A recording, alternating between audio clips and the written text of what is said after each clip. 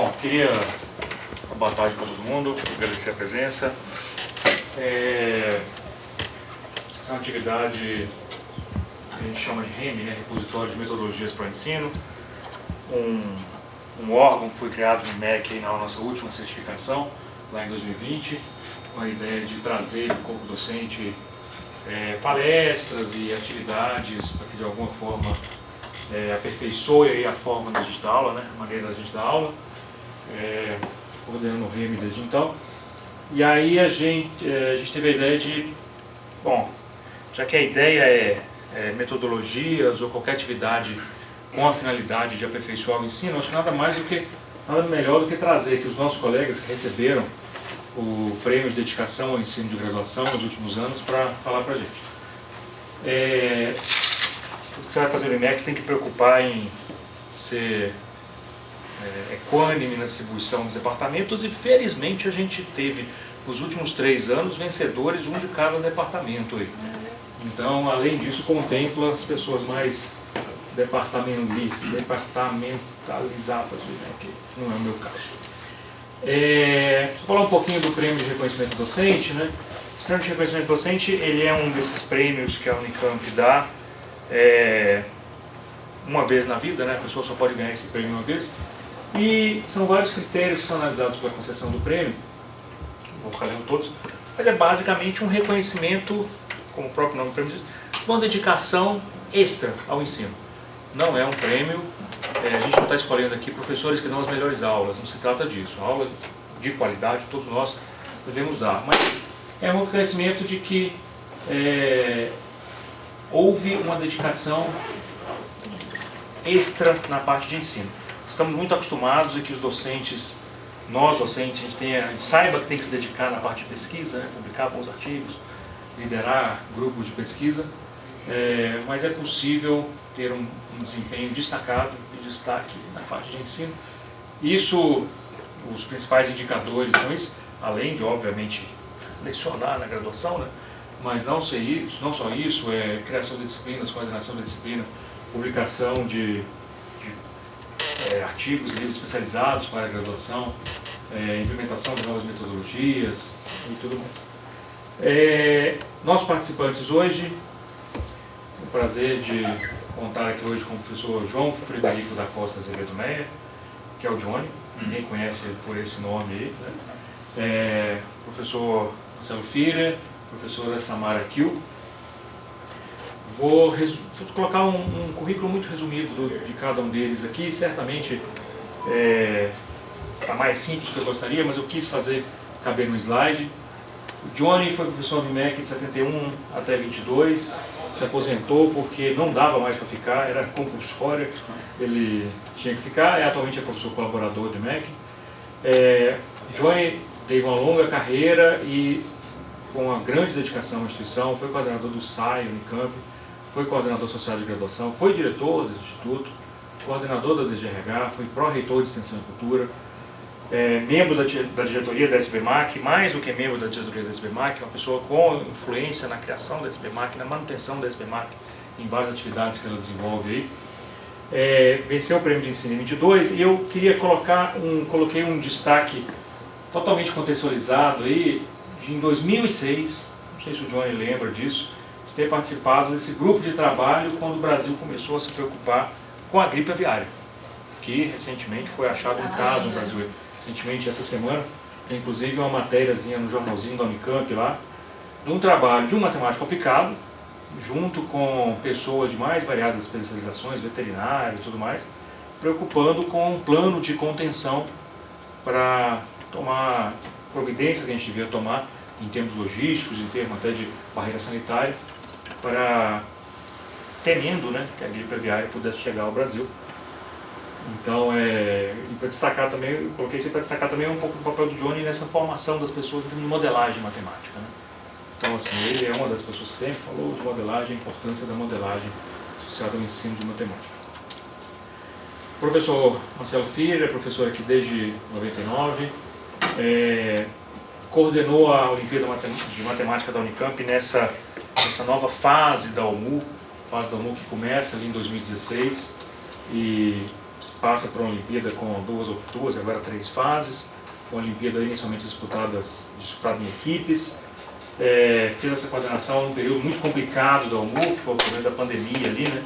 Que tive o prazer de trabalhar com o Marcelo na comissão da OMUC por alguns anos, e na pandemia a gente não sabia exatamente o que fazer. Fui coordenador de graduação do DM, coordenador de ensino do IMEC, coordenador do PIBID, organizador recentemente de um projeto fantástico, um evento chamado Libras Mais Matemática, que visava aí a criação ou aperfeiçoamento de um vocabulário matemático em Libras. Marcelo foi também diretor do Museu Exploratório de Ciências da Unicamp, foi para a NIF, professor homenageado várias vezes na formação de grau, e foi vencedor do Prêmio de Ensino em 2023. E a professora Samara, a nossa mais recente premiada no Prêmio de Ensino, no ano passado, professora do IMEC desde 2013, foi coordenadora associada de graduação do Departamento de Estatística, depois foi coordenadora de graduação da Estatística, atualmente coordena o NEMO, o Núcleo de Estudos e Melhoria Organizacional do IMEC, núcleo que existe há muitos anos no IMEC. Foi responsável ali na época da pandemia, né, para a produção de material unificado para a disciplina IMEC 414, uma disciplina oferecida para um monte de cursos na universidade. Foi idealizadora do certificado lá na Estatística, do certificado de estudos em ciências de dados, antes de ciências de dados virar uma palavra da moda aí, em todos os cursos de graduação. Idealizadora também do Laboratório de Consultoria Estatística, que é essa disciplina da estatística que, de certa forma, presta serviços ali a muitos grupos de pesquisa da universidade, de diversas áreas, fazendo uma espécie de estágio ali para os nossos alunos mesmo na produção de coisas concretas, né? Então, tanto o pessoal da área da saúde quanto da área de humanas, que é muito comum precisar de um suporte estatístico nas suas pesquisas, tem trabalhado junto com o Laboratório de Consultoria Estatística. Foi patrona, homenageada e patronese em várias colações de grau e recebeu o Prêmio de Ensino no ano passado. Bom, então eu queria convidar os 3 para compor a mesa aí do nosso evento, nossa mesa redonda quadrada.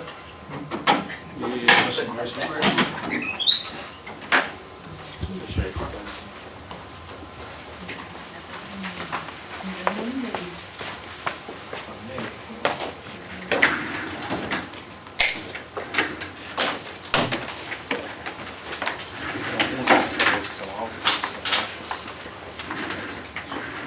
Ela é mais alta.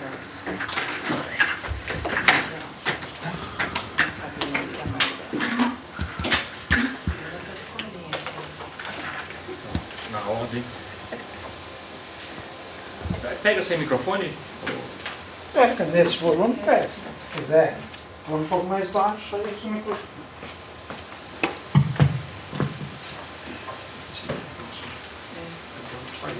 Queria então começar a mesa convidando nossos professores para uma fala inicial, uma fala rápida inicial sobre, enfim, ensino em matemática, né? Já que foram nossos premiados pelo Prêmio de Ensino, acho que... Fala livre, Johnny, fala o que você quiser por 10 minutos sobre ensino. 10 minutos? 10 minutos. 10 minutos, tá bom. Eu vou... Não. Eu vou contar algumas histórias para vocês, para poder tirar a conclusão depois. E eu estou de olho no relógio, são 4h12, então vou tentar falar só 10 minutos. O problema é que meu pai é educador, minha mãe é educadora, minhas 3 irmãs educadoras, e Paulo Freire é amigo próximo da família, e como é que chama? Cláudio Weil, amigo da família. Então eu tinha que ter um coração na educação também. E quando eu comecei a dar aula aqui, em 1971, eu fiz um... O que você está rindo, Samara, de 71? É que faz tempo, né? Eu tô pensando, eu era nem nascida. Ué, tem gente aqui cuja mãe não era nascida, não é? Tem gente aqui que a mãe tinha nascido. E eu tinha feito um curso de dinâmica de grupo, então eu usava dinâmica de grupo para os alunos, pedindo para os alunos montarem imagens que descrevessem a minha aula. É claro que quando eu pedia para os alunos criticarem a apresentação teatral na frente, eles passavam imediatamente a me criticar. Aí tinha alguém que fazia o papel de estudante, eles criticavam o comportamento deles. Então os alunos entendiam isso e eles acabaram me fazendo de mim um professor muito melhor, porque eu fiz bacharelado. Depois eu trabalhei com televisão. O Biratã trouxe um cara de equações diferenciais para cá, mas cuja grande especialidade era tecnologia e educação. Chamava-se Hank Wetzler. Pagou o estudo dele jogando basquete. O IMEC teve dois professores que pagaram o estudo jogando futebol. O Rodney Bassanese e o Ricardo Anido. Jogavam no time da Olaria, que é o time de São...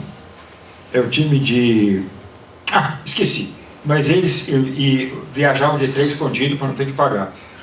E junto com a turma, junto com as 4 turmas que tinham aula comigo pela televisão, 2 que assistiam aula pela televisão, havia outras, havia um monte de turma de geometria analítica, é o mesmo problema que tem hoje, e um dos professores era o Ricardo Bassi, dando aula para 2 turmas, uma de manhã e uma à tarde.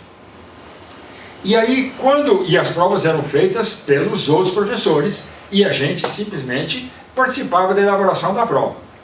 Bom, quando a gente foi ver o resultado, a aprovação com a televisão foi de 70%. E das turmas que eram CUSP e GIS, foi de 30%. Exceto as 2 turmas do Ricardo Bassi, que trabalhavam com CUSP e GIS. Como? Por quê? Talvez a resposta tenha sido que o Ricardo e eu preparávamos aula junto. Depois eu dei aula de uma junção de disciplinas que era computação, não sou eu, né? Acho que era. Ah, ixi Maria. Senta em cima, Márcio. A gente juntou as disciplinas. Ah, meu Deus. Como é que faz isso aqui? Eu vou apertar algum botão aqui. Pronto. Eu vou sentar em cima. E a gente dava aula de computação e cálculo e programação em Pascal, tudo junto. Às vezes o Tadal e o Vanini davam cálculo, às vezes eu dava programação, o Baccarelli e o Vanini também, Baccarelli, Vanini, Tadal, falecido, e eu. E eu me lembro que um professor da computação achava que os alunos que tinham que aprender Fortran, que não podia aprender Pascal. Eu já vi que o Samuel concorda com ele. E então eu mesmo instruí os alunos para nos cartões escrever /J, outro cartão /J, cheque, /for. Significa que a linguagem é de Fortran. E depois colocar o programa em Pascal. Aí esse professor descobriu, e aí deu um monte de rolo. E aí o Vanini, o Tadal e o Baccarelli convenceram-no a fazer uma experiência. Quando faltar 15 dias para o fim do semestre, eles aprendem Fortran. E eles aprenderam Fortran. E 2 semanas de... não sei o que é isso. Depois eu fui professor de 512, análise numérica 2. Houve uma confusão aí, não muito sem querer, e eu acabei dando aula para 80 alunos numa sala lá da engenharia de alimentos, e as outras 2 professoras que iam dar aula da mesma disciplina pegaram 20 alunos cada um, porque era uma turma de matemática aplicada, de 40 alunos, 20 ficaram com a Márcia, 20 ficaram com a Vera, que não tinha nada a ver com isso, e os outros 60 ficaram comigo. E foi uma disciplina muito boa para mim, muito boa. Para dar aula de análise numérica, o povo da estatística que adora análise numérica, né? Adora. Então, o que eu fazia? Eu tentava convencê-los de que eles precisavam daquilo. Correndo. E quando acabou esse curso, eu fui procurado por um professor da estatística de natureza genética muito bravo, chamava-se José Carvalho. Eu ouvi o que você pensou, E o Carvalho chegou na minha porta, bateu e entrou e falou assim: você que deu aula para a turma? Foi. Quero dar os parabéns para você. Eu achei que fosse dar uma porrada, uma pancada. Quero dar os parabéns para você. Pela primeira vez eu cheguei para os alunos e perguntei: vocês sabem fazer? Não lembro o que era isso. Sabemos. Todos sabem. Sim, a gente sabe. Tiver aula com quem? Com o Johnny. E como é que faz? Ah, faz assim, assim, assim. Eles repetiram as minhas palavras para ele. A gente tem que trazer todas as irregularidades de fora da diagonal principal, da matriz, para a diagonal principal, e isso vai melhorar o cálculo dos altos valores e altos vetores. E ele veio dar os parabéns para mim. Eu me lembro até de um aluno que era da cidade de Palestina, com outro professor nosso, Sebastião Antônio José Filho, e esse rapaz ia para encontrar com a namorada todo final de semana em Palestina. E aí eu falei, e você? Eu vou inventar um nome qualquer, Edinaldo. Edinaldo, você estudou esse final de semana?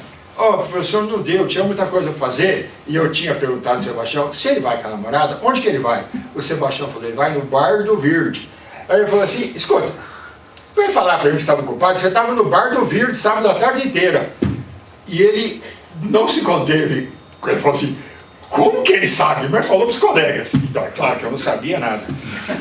E eu tive a oportunidade também de aprender matemática, porque teve um doido, nosso coordenador de graduação, chamado Bilotti, que botou os alunos no Centro de Pesquisa e Combate ao Câncer Infantil, lá no Centro Boldrini, durante uma semana, e depois vieram para o IMEC com os problemas que eles levantaram lá, e eu tive que dar a matemática que eles queriam. E perguntaram, qual o programa? Eu não sei o que vai aparecer.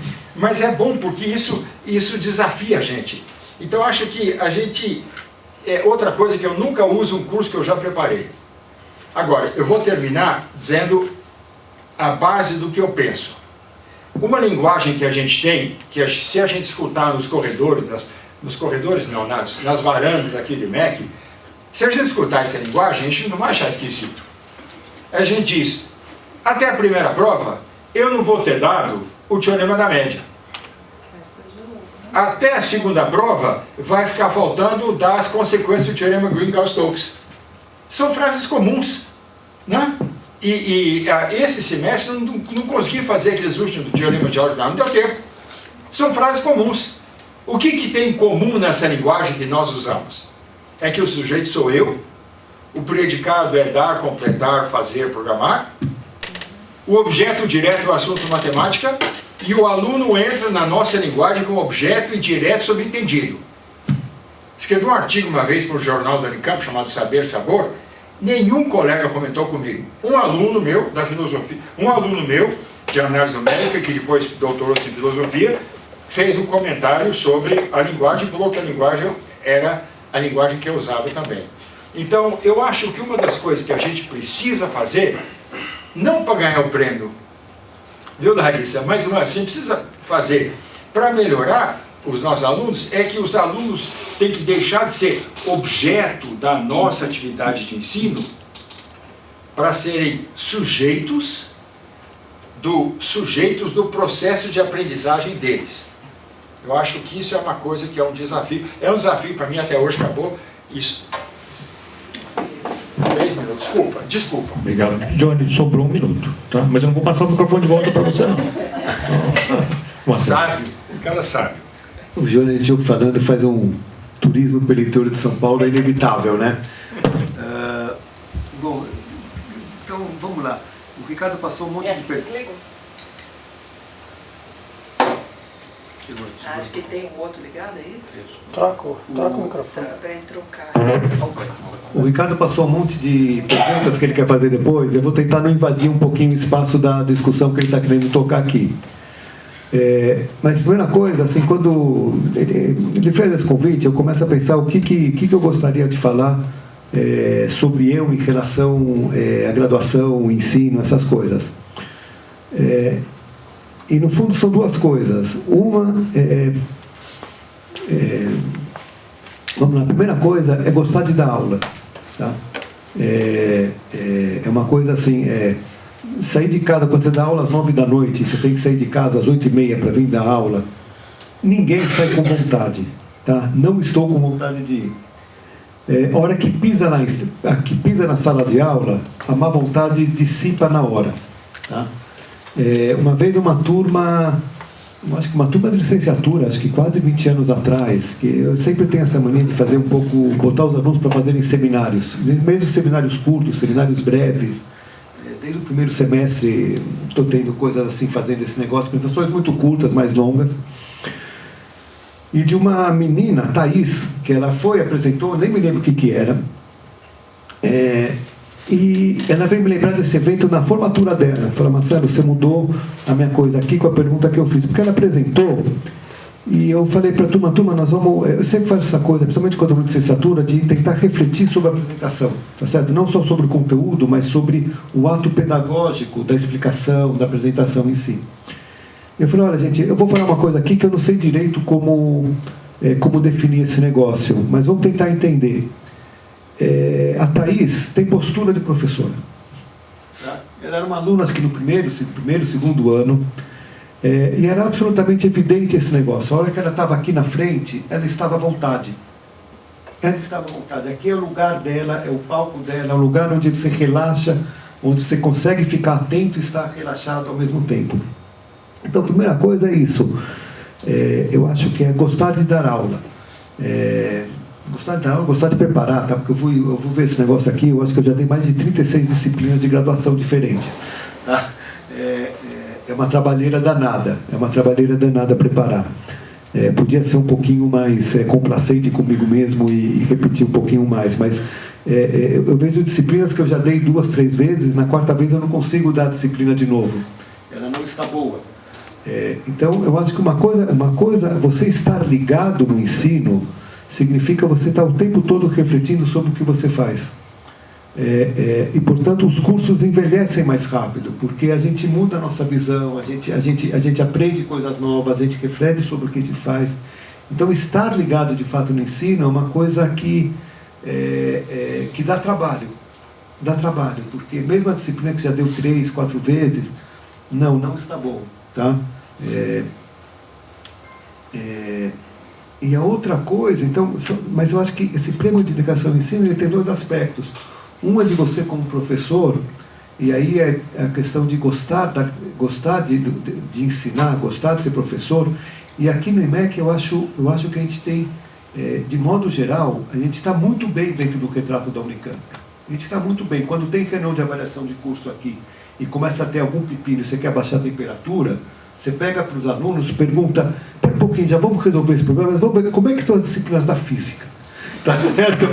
Você fala como é que estão as disciplinas da física, muda o assunto. Ou então, você pede para o pessoal da licenciatura, como é que estão as disciplinas de educação? É café com leite. Eles encaram as disciplinas de educação como café com leite. E são café com leite, muitas vezes, pelo modo como os professores lidam com isso. E, de modo geral, a gente tem muitos professores dedicados. Tá? É raro o professor aqui que vai dar aula sem se preparar, professor que tem um curso que não tem um programa bem definido, que os alunos não sabem como vai ser a avaliação, que o aluno, sabe, as coisas básicas elas são feitas, de modo geral, com exceções. Fora daqui do IMEC, tem muito instituto que isso aqui é exceção. Tá? Então aqui vale um pouco, com todas as críticas que eu tenho, um monte de coisas, vale bater esse palmo para o IMEC. Uma das vezes que eu fui coordenador de graduação, alguma reunião, algum fórum de coordenadores, que eles estavam falando da dificuldade de ter professores para dar aula na licenciatura noturno.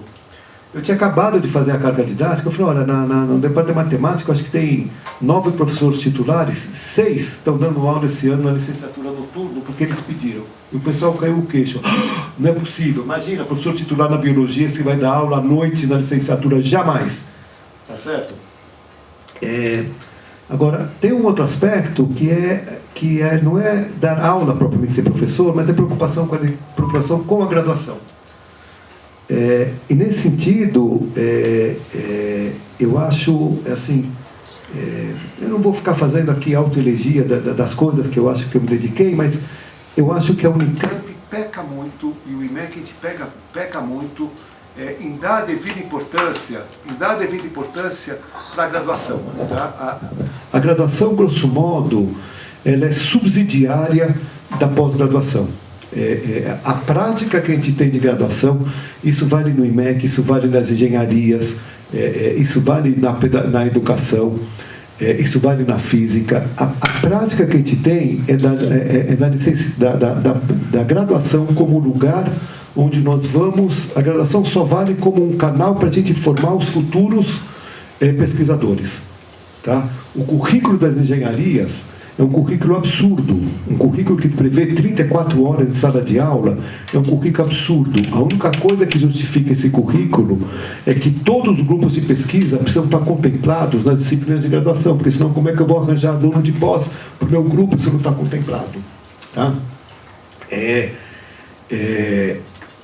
A gente vai por exemplo, aqui no IMEC, quando a gente faz distribuição de carga didática, como é que é feita a distribuição de carga didática? A pós escolhe os seus professores e depois a graduação pega o que sobrou. Tá certo? Isso aqui é um absurdo. Isso aqui é um absurdo, tá certo? É a graduação como subalterna da pós-graduação, falando alguém que sempre atuou na pós-graduação. Eu não estou desmerecendo, mas a valorização que a gente dá da pós-graduação, no fundo, é um ato, assim, é o nosso narcisismo básico. Tá certo? Quem que é o bom aluno? O bom aluno é o cara que vai ser como eu. É simplesmente isso. Tá certo? O bom aluno é o cara que vai ser como a gente. Não é o cara que vai se dar bem lá fora. O cara que vai se dar bem lá fora é menos interessante para a gente.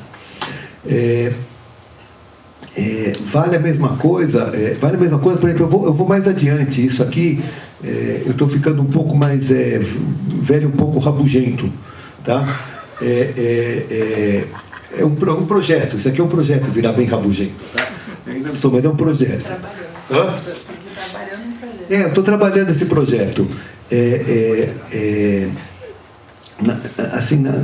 A gente liga muito para a nota. A gente liga muito para a nota. Como é que a gente dá nota para os alunos? Qual que é a função da gente dar nota, dos nossos alunos terem nota de fato? De 0 a 10, ter um CR, de ter um CR. Para que serve o CR? Para que serve o CR? O CR só serve para duas coisas. Para facilitar a seleção da pós-graduação e para facilitar a atribuição de bolsas das agências de fomento. Fora do nosso meio de atuação, CR não existe. A pessoa se forma, vai trabalhar numa empresa, vai trabalhar num banco, vai trabalhar numa escola. Ninguém quer saber do seu histórico escolar. Tá certo?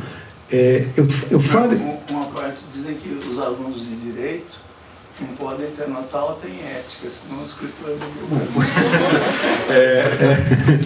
é isso aqui vai para os alunos de medicina também.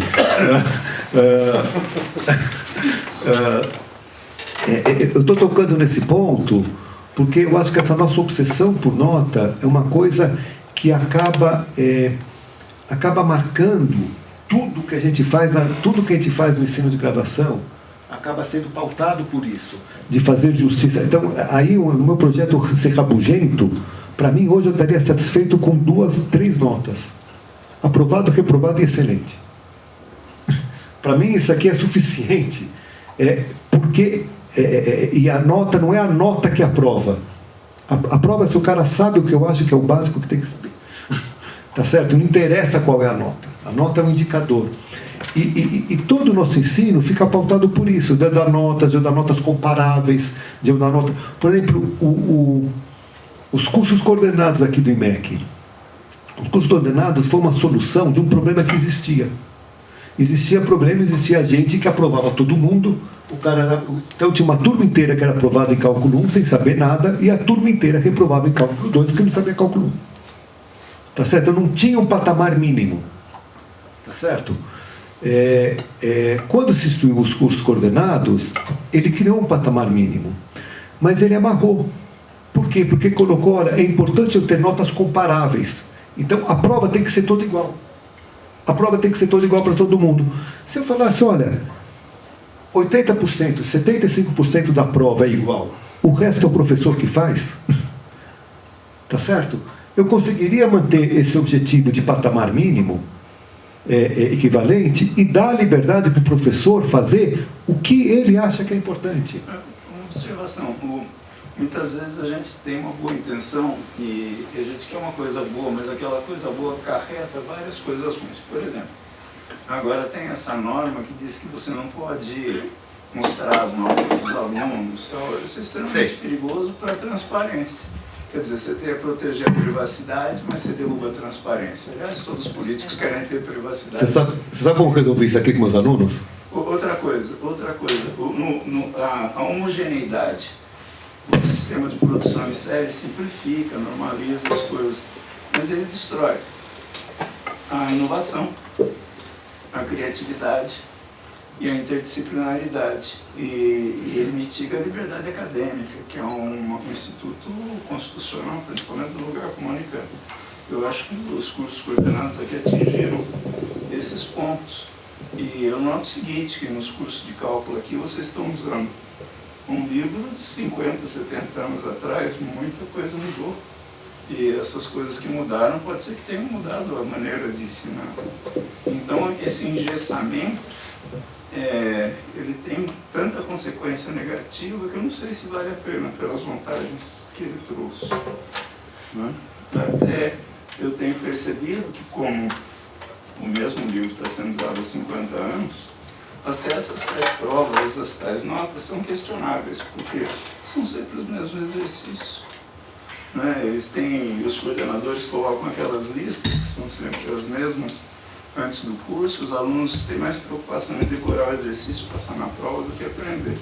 E aí, quando você chega um aluno no fim de graduação aqui, pergunta para ele o que é uma clepsida, o que é uma catenária, várias coisas culturais que qualquer ser humano que estudou exatas deveria saber, da mesma forma que um cara que estudou medicina sabe o que é penicilina, ele não sabe. Isso é muito triste. Bom, mas o que eu queria dizer é um pouco isso. Quer dizer, eu acho que esse prêmio, ele foca nesses dois aspectos. Você como professor e você como preocupado com a graduação como um todo. Tá? Preocupado com a graduação como um todo, que eu acho que ainda falta, de modo geral, nas universidades de pesquisa aqui, essa valorização verdadeira da graduação como alguma coisa que não é só subsidiária da pesquisa, não é só subsidiária da pós-graduação.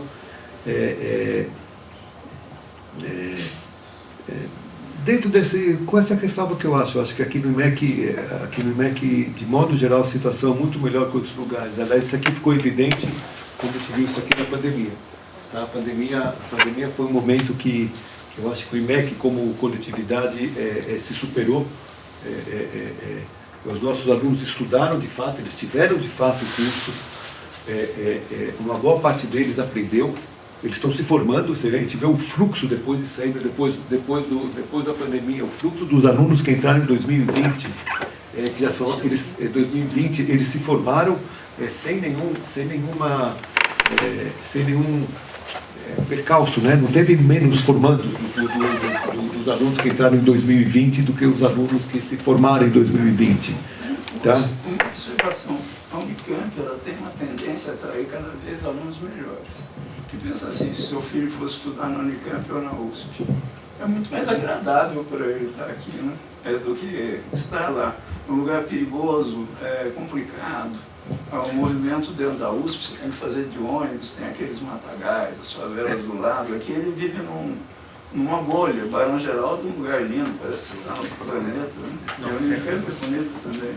Então a gente tem uma tendência de ter alunos cada vez melhores, às vezes até pelo ambiente. O curso de medicina, esse ano, deu 300 para 1 na Unicamp e na USP não chegou assim. Mas precisa ver o número de vagas também, né? Não, eu falei alunos por vaga. Tá bom, depende do número de vagas. O curso de História tem uma taxa altíssima, mas o curso de História tem 20 vagas. Então, 20 vagas, tá certo? Não, mas daqui deu 300 para 1. Tá bom, mas na USP tem mais dobro de vagas do que aqui. Então, seja 150, né? Só o fato da gente passar a alma mater, né? Acho que a tendência do aluno é que ele mora no Barão Geraldo, estudar no Unicamp, vem até para cá. Tem gente que gosta de São Paulo, Márcio. São Paulo também é uma cidade grande. Na USP é complicado. Ricardo, depois das falas iniciais vai ter um debate? Vai ter um debate em algum momento aí. Vou passar para a Samara. Bom, não sei, vou pegar um gancho. O Führer comentou. O Führer que comentou, né? Uma aluna que já tinha um perfil de dar aula, né? Bom, Para mim, eu nunca senti que eu tinha perfil disso. Quando eu estava na graduação, eu nunca queria nem ser monitora. Eu tinha muita vergonha. Eu falei, vão me perguntar uma coisa e eu não vou saber como vai ser isso. Então, eu tinha muita dificuldade. E eu acho que também um lado da estatística, um problema que a gente tem é que a gente não faz a licenciatura. Então, nada de... Assim, realmente a gente não tem uma base assim, para ensino, e eu acho que faz falta. A gente acaba tendo que aprender vendo algum colega ou com algum exemplo, algum professor. A gente não tem nada estruturado, a gente não tem a base da licenciatura. E aí, assim, o que eu fui sentindo, assim, não, eu gosto de dar aula mais no fim de doutorado. Aí eu peguei, aí lá, no doutorado eu era obrigada a ser monitora. Então, só quando eu, de fato, fui obrigada, é que eu vi que eu gostava. Então, se me perguntasse assim, você quer? Não sou obrigada, não vou fazer.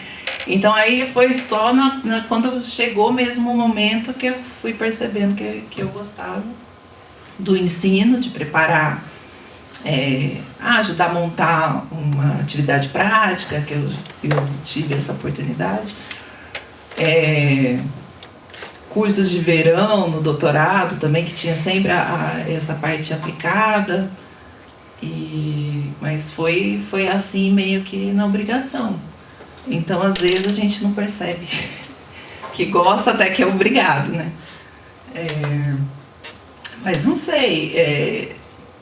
Aí também a hora que você chega aqui, também no início eu acho a dificuldade você não tem essa prática de preparar, né, um curso. Você está no início da carreira, isso todo mundo passa, né? Você tem que publicar, só que aí você já chega com muitas disciplinas para dar aula, é a primeira vez, tem que preparar tudo, muitas horas. Em geral, o que acontece, você acaba se empolgando. Se você gosta de dar aula, você acaba se empolgando muito, preparando muito essas aulas, se empolgando muito, aí vem alguém e fala, olha, não use muito seu tempo aí. Você tem que contribuir em outras coisas. Então, sempre você também acaba se sentindo assim, nossa, fazendo aqui meio escondido aqui, porque eu gosto muito disso aqui, de dar aula, né? Então, tem também essa divisão aí, que você tem que balancear isso, né? Então, isso é levado ao longo, porque realmente a parte de... os outros aspectos, né, de pesquisa é muito mais valorizado. E não digo que não tem que ser, né? Mas realmente você se dedicar para dar uma boa aula, preparar material, tá disposto ali a ouvir os alunos e ir adaptando, toma um tempo que, se você deixar, toma um tempo bem grande. E por mais que você tenha, que nem na estatística a gente faz muito rodízio de disciplinas, mas não que nem o Führer. O Führer falou que já deu 30 e tantas disciplinas. Eu fiquei chocado, eu falei, eu não vou fazer. Só tem uma nova que eu vou... Eu achei que eu tinha rodízio bastante, mas depois de ouvir o Führer, não.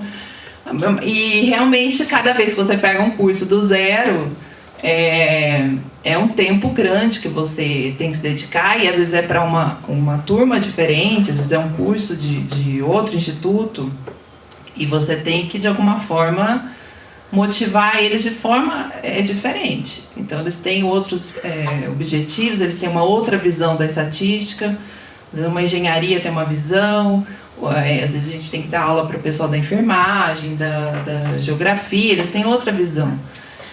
Farmácia, tudo diferente. E tem os nossos alunos também do nosso curso, né? Então, esse tempo, ele...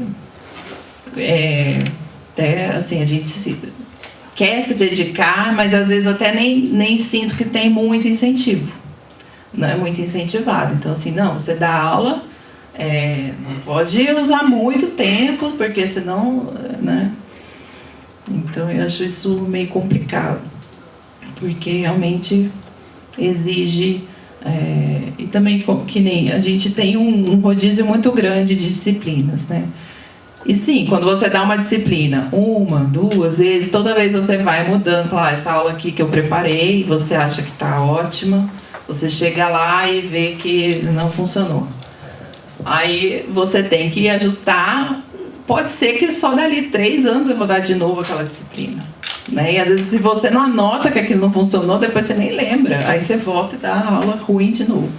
Então sempre tem que assim, não funcionou, já tenta ajustar, porque o rodízio é tão grande que às vezes você volta naquela disciplina depois de muito tempo.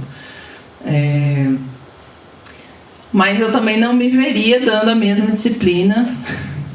Por mais que eu goste, eu fico um tempo sem dar para voltar a ter uma saudade ali, porque eu acho fica meio cansativo, para mim pelo menos, eu acho cansativo dar sempre a mesma disciplina. Então eu gosto de ficar variando, e aí os alunos mudam bastante. Por exemplo, eu dou aula para os ingressantes, cada ano é uma caixinha de surpresa, eles vêm bem diferentes.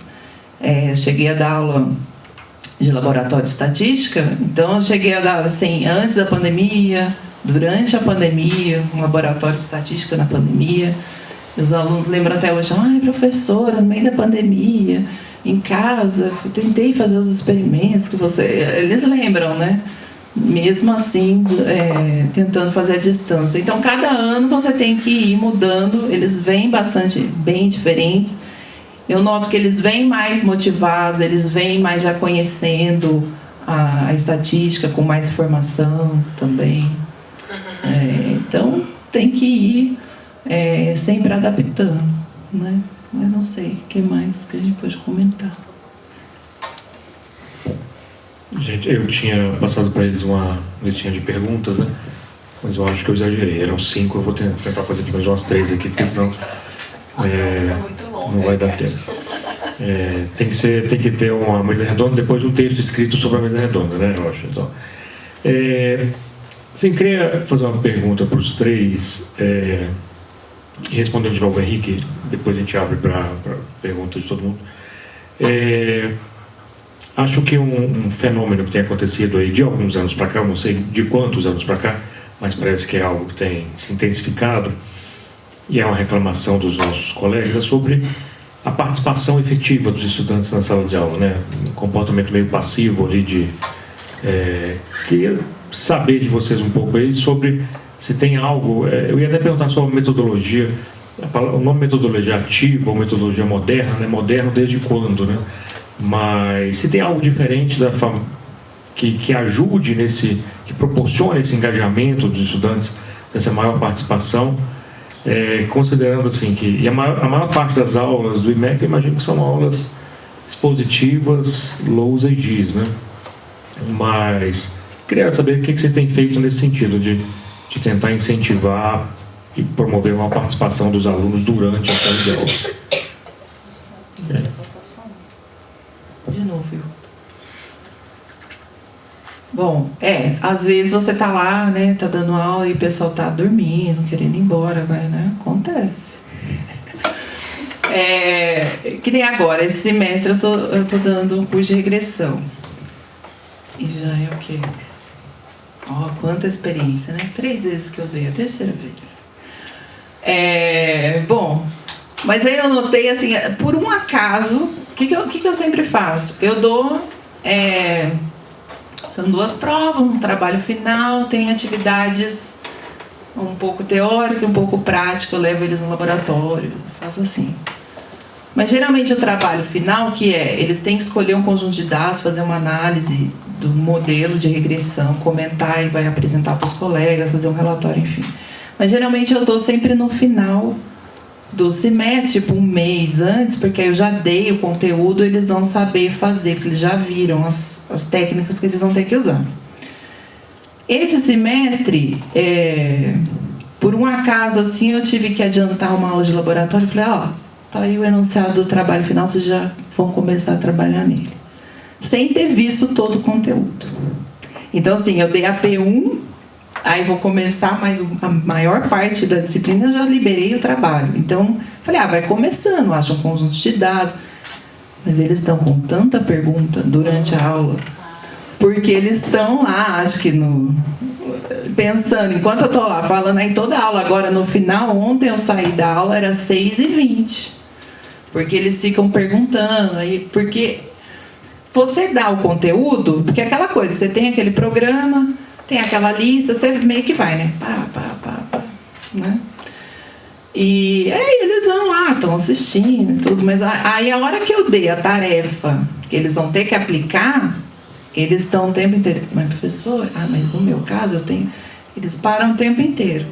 Então tá bem legal, eu achei interessante, porque às vezes a gente fica preocupado assim, não, vou dar o trabalho só no final que eles já têm tudo, para não causar uma, sei lá, né, ficando ansiosos, mas tá funcionando, eu achei que ficou interessante. Mas aí cada disciplina, por exemplo, para a disciplina de 414, que é uma estatística, introdução estatística para engenharia, são 120 alunos. Eu acho mais desafiador, assim, mais desafiador. A gente libera algumas atividades que eles têm que ir fazendo aos poucos, que é aquela coisa que tem correção automática para criar um ritmo de estudo, e aí alguns eu sinto que fazem mais perguntas, mas é mais desafiador, mais desafiador. Eu acho que nos cursos de estatística que tem um projeto no final, acaba sendo mais simples. Eu noto que sempre que tem um projeto final mais aplicado, eles mudam um pouco a mentalidade e ficam mais participativos, senão fica bem acomodado ali, pensando na prova, não sei.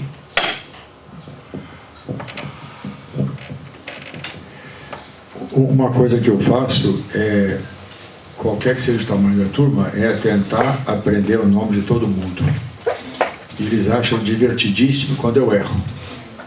E quando eu não lembro, eu invento o nome. Quer dizer, eu tenho uns 18 Godofredos na minha disciplina de... O que eu estou dando? Não, eu estou naquela idade, qualquer coisa que você pergunta, eu estou dando a disciplina de modelagem matemática.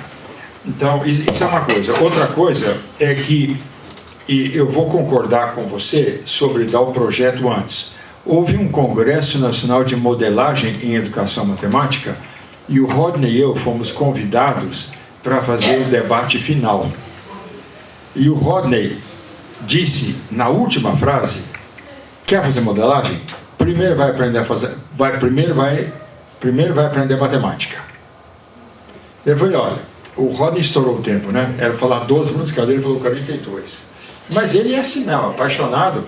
Aí eu falei assim, o reitor que estava dirigindo a mesa, que é a matemática aplicada, egresso do nosso programa aqui, doutorado, ele disse, John, você pode falar 2 minutos. Eu falei, bom, se eu quiser falar uma única coisa, eu vou dizer o seguinte, quer aprender matemática? Vai fazer modelagem. Porque quando você dá o problema cru, não um problema de cálculo, um problema de tabuada do sétimo, quando você dá um problema cru para eles, por exemplo, qual é a melhor política de produção de cerveja na fábrica de Ponta Grossa? Eles vão lá e vão, como aconteceu com os meninos aconteceu com os coitados meninos da ideia do Bilotti, de botar os meninos lá no Centro Boldrini para trazer problemas para nós. Então, trazer problema para a sala de aula, e aí eles queriam aprender a matemática para resolver o que eles queriam. Então tinha gente fazendo análise numérica de sistemas de equações diferenciais parciais de segunda e terceira ordem, e tinha gente querendo fazer estatística de recursos para combate a câncer de mama no interior. Eles vão buscando. E última história. Veio aqui o Nelson Maculan, da Matemática Aplicada. Veio nos visitar e dar uma palestra. Foi reitor da UFRJ e foi importante no nosso cenário acadêmico. E ele, na palestra dele, mostrou uma fotografia dele. Eu vou usar uma linguagem que você não conhece, mas ele tinha a fotografia de formatura no grupo. Formatura no grupo era a conclusão do ensino fundamental. Foto na mesinha. Na mesinha, e do lado tinha um globo terrestre. E ele falou, pois é, com o negacionismo nós estamos vivendo, olha o que aconteceu comigo com criança, tinha um globo terrestre, a Terra não é plana. E aí o assessor dele falava, tem que ir embora, tem que ir embora, tem que ir embora. Ele foi falando, saindo. Eu falei, Nelson, pera um pouquinho, fala só uma coisa. Ele parou na porta, e o cara puxando pelo paletó, e eu falei assim, para nós que damos aula de cálculo 1, cálculo 2, geometria analítica, álgebra linear, o que seria o equivalente ao globo terrestre? Ele nem pensou. Ele falou, modelagem matemática, Johnny.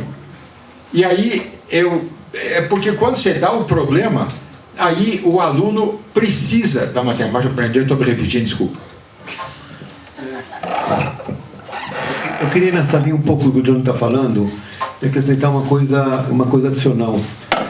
Essa coisa dessas inteligências artificiais, o DeepSeek está resolvendo um monte de exercícios. Qualquer exercício nosso, programa. Eu boto a minha prova e peço para o DeepSeek escrever o gabarito. E daí eu peço, faz um gabarito bem explicado. Tá? E depois eu vou e corrijo. Depois eu gasto 4 minutos, eu vou e corrijo, melhor 5 ou 10 minutos e melhoro o texto, acrescento o que eu quero. Eu tenho uma amiga que contou, ela tem um filho de 30 anos que tem um relógio desses de ponteiro. Cara, o moleque tem 30 anos, que horas são? Ele não sabe ler relógio de ponteiro. Tá? Quando eu era moleque, você ler relógio de ponteiro tinha uma importância intrínseca. Se você não sabe ler relógio de ponteiro, você não sabe que horas são. Tá certo? A importância intrínseca disso acabou. Ele só não sabe ler relógio de ponteiro. Não muda nada o acesso dele a que horas são. Noção de ângulo, por exemplo. De modo geral, a gente dá uma ênfase muito grande. Os nossos cursos de cálculo têm uma ênfase muito grande nas técnicas. Que do ponto de vista, e eu não estou dizendo que a gente não precisa de técnica, a gente precisa de técnica por outros motivos, não para saber calcular. E equação diferencial. Tá certo? A ênfase, sim, o curso de cálculo 3 é só isso. O curso de cálculo 3 não tem mais nada do que isso. Eu consegui dar 35 disciplinas e nunca dar cálculo 3. Tá? É uma das metas. Tá? Eu acho terrível essa disciplina, mas a importância intrínseca dessas coisas que a gente ensinou, ela é zero. E se ela não é zero hoje, ela vai ser zero daqui a 3, 4 anos. Então a gente tem que pensar um pouquinho, não é como é que a gente vai coibir a cola do ChatGPT no trabalho que a gente dá. A gente tem que pensar o que a gente tem que ensinar de fato. Tá? Porque senão eu quero escrever um trabalho sobre isso, tem um colega que quer escrever. Senão a matemática vai virar latim. Vai virar uma curiosidade. Se a nossa ênfase for resolver esses problemas, ensinar as pessoas a resolver esses problemas, vai virar uma curiosidade. Espera um pouquinho, Márcio, depois. Vai virar uma curiosidade que as pessoas vai ter meia dúzia de caras em cada universidade que estudam latim, línguas antigas, etc. e tal. Por quê? Porque é interessante saber. A gente tem que pensar o que a gente quer dar, e eu concordo com isso. Eu acho que as habilidades mais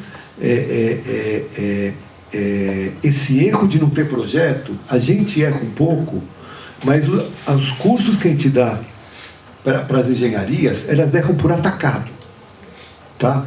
O curso que tem maior evasão aqui na Unicamp é engenharia elétrica.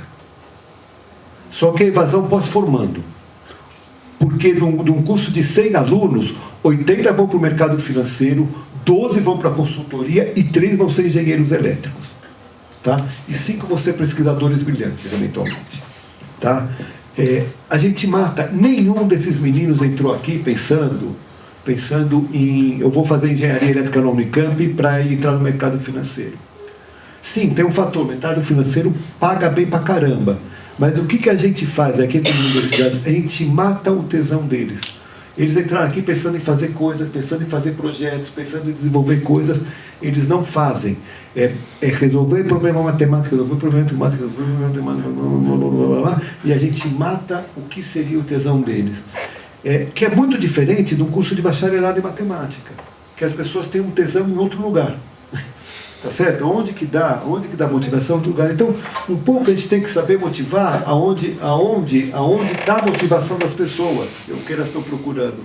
Os cursos de cálculo, etc., é para engenharia, tem que ser, eu concordo plenamente com o Johnny, vamos botar problemas interessantes e vamos ensinar, e vamos entender que se eu não ensinei alguma técnica específica, é irrelevante. É irrelevante, tá certo? Porque alguns anos atrás eu dizia que a melhor técnica era o matemática, já não é o matemática, é o DeepSeek, tá certo? Você escreve com o teu texto, você bota o PDF ali, ele te resolve o negócio. Então, eu acho que a gente tem que olhar essas coisas novas como uma coisa que dá liberdade para a gente, de dar menos... E eu não estou dizendo que você tem que saber resolver integral. Você não vai entender de fato o que é integral, você não vai se apropriar do que é uma integral se você não souber resolver. A pergunta é quantas mudanças de variáveis eu tenho que fazer, tá certo?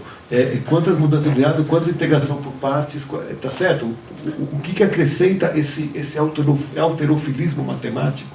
Esse domínio de técnica, que virou irrelevante. É igual o calculista que tinha nas cortes do rei. É irrelevante. Uma observação. Você pergunta, às vezes, uma equação diferencial que não é muito complicada. Você vai no computador e pede para ele te dar a solução. Pode ser um computador, qualquer lugar. Ele vai te dar a função polylog, não sei o quê. Bom, você vai ver a definição da função polylog, não sei o quê. Ela é definida como solução de uma equação diferencial. Mais complicada que a sua, e da qual a sua é um caso particular. Então você vê que é interessante como a matemática dentro da teoria da linguagem, ela acaba gerando uma inconsistência do ponto de vista de não atender ao anseio de quem quer resolver a equação diferencial. É lógico que a equação diferencial tem uma solução, ele está dizendo que a solução está definida pela equação, mas não é isso que você quer. Então, eu acho, por exemplo, que na área de equações diferenciais é interessante se a gente se aproximar um pouco das técnicas geométricas, que são muito comuns na área de sistema dinâmico. O cara faz os tracinhos, ele entende como a evolução do sistema vai se dar, sem precisar resolver realmente dentro da teoria da linguagem, achar uma função.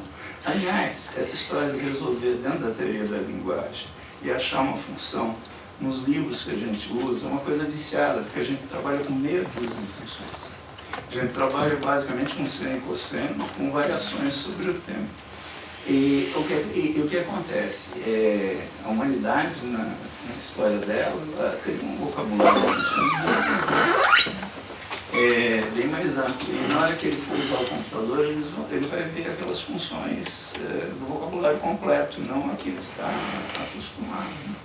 Daí tem certos tópicos de ensino que tinham que mudar. Por exemplo, a teoria de Sturm-Liouville permite que o aluno... Márcio, deixa eu seguir, no fim a gente faz comentários gerais sobre... Falta só uma frase. A partir da equação diferencial que está ligada a seno e cosseno, você, por analogia, infere as propriedades das outras. Né? Então a gente tem que preparar o aluno para enfrentar essa situação diferente.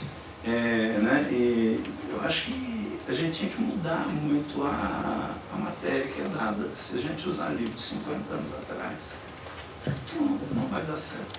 E não tem livro pronto sobre isso.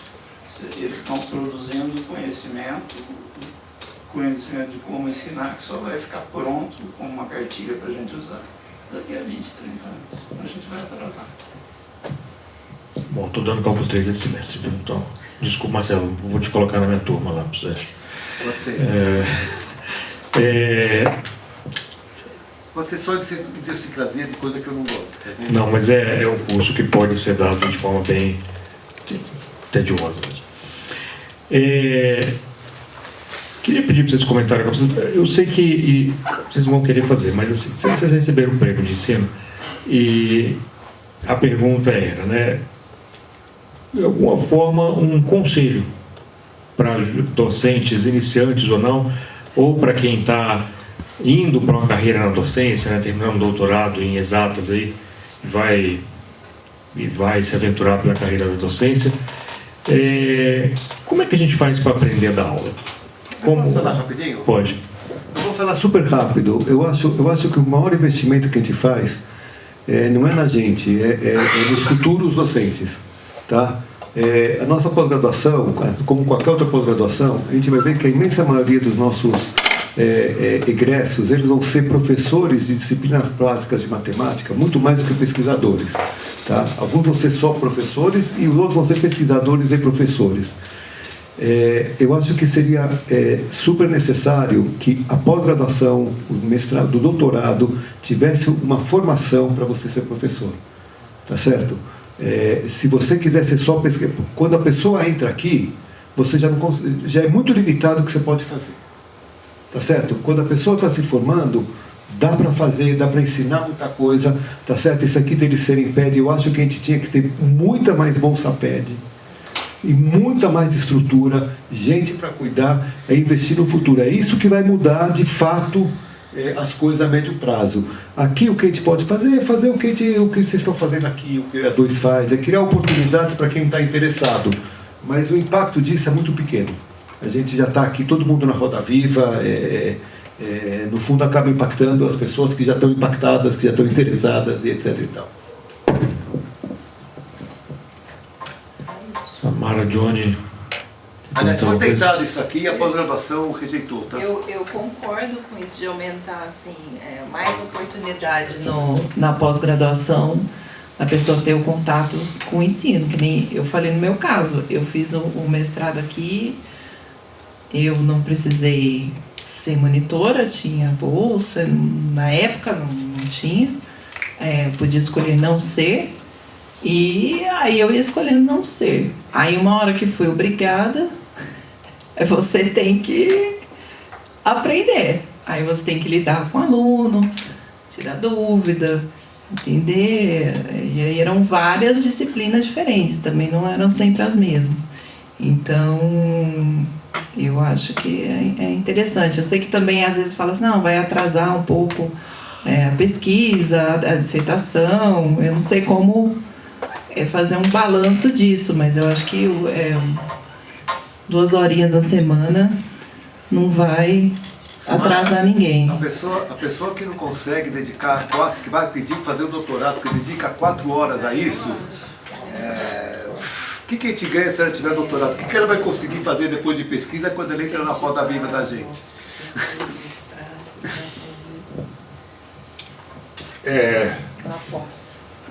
Acho que a gente está preparando um fracasso a longo prazo, médio prazo, talvez curto.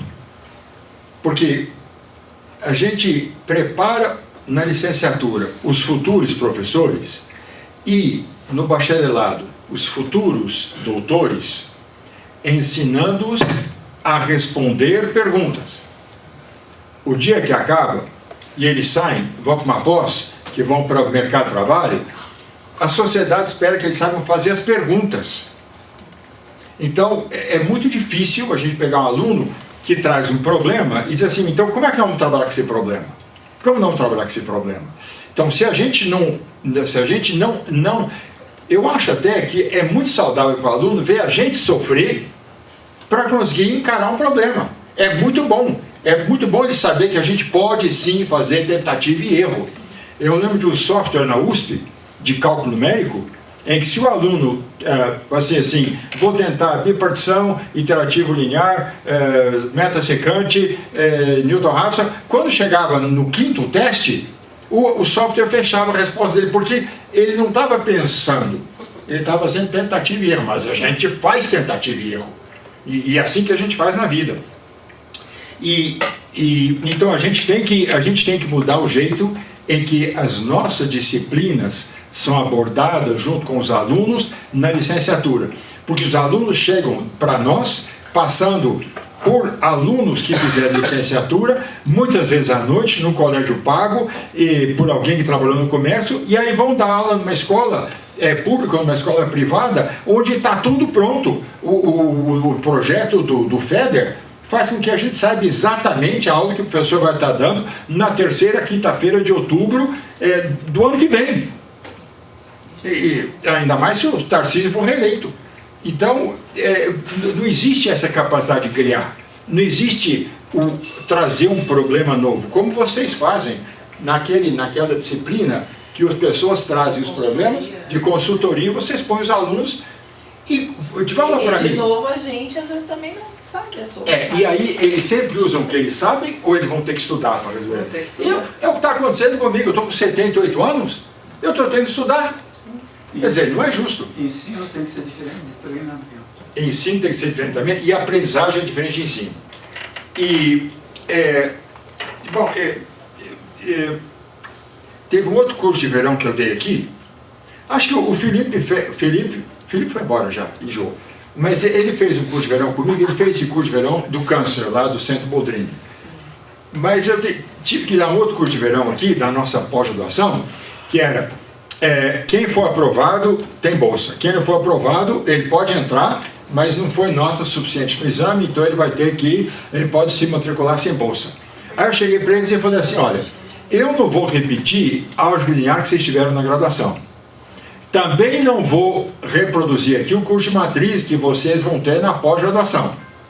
Eu vou fazer uma coisa intermediária. Então o primeiro problema foi onde deve ser localizado o aeroporto de Franca. Aí os próprios alunos começaram a... E aí eles mesmos foram definindo tudo que eles já sabiam. Eles estavam redefinindo matriz, redefinindo diagonal principal, redefinindo simetria ou alteração de simetria. Eles mesmos disseram, pô, mas isso aqui é um autovetor.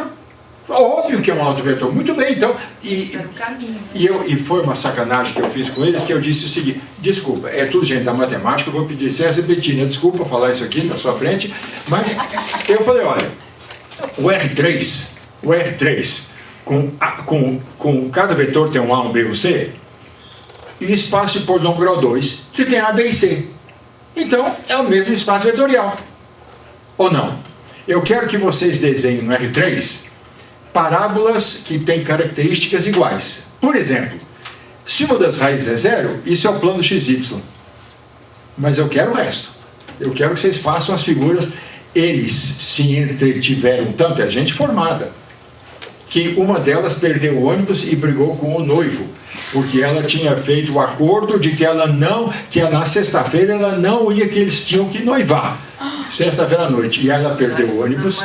Está casada, já trouxe a filhinha para me conhecer, mas então não foi uma coisa tão dramática assim. Mas às vezes a gente pensa que o nosso desafio é trabalhar a disciplina de maneira que os alunos aprendam. Não é dar de uma maneira que ensine, é fazer com que eles aprendam. Agora, isso é um desafio para nós, mas o desafio tem que ser para os alunos também. Os alunos também têm que ser desafiados, porque eles são capazes. E uma última coisa que eu acho que a gente tem que tomar cuidado é quando dá nota, Marcelo, dizer reprovado, aprovado e excelente, é que nem sempre a nota mostra quem é o aluno. A nota mostra o que aquele aluno fez naquela hora, naquele dia, mas não mostra quem é o aluno. Que eu já tive alunos brilhantes que passaram raspando com a ajuda do tio Johnny e que depois foram brilhantes mesmo. Tá bom. Eu sou tão apaixonado por esse assunto porque eu coordeno na SBMAC a Comissão de Educação Matemática. Então, eu tenho paixão por esse assunto e é por isso que eu falo tanto. Mas você não fica passando o microfone para mim, tá? Passar o microfone ao professor é sempre um erro, Johnny, por qualquer que seja o professor. Perde completamente o controle do tempo.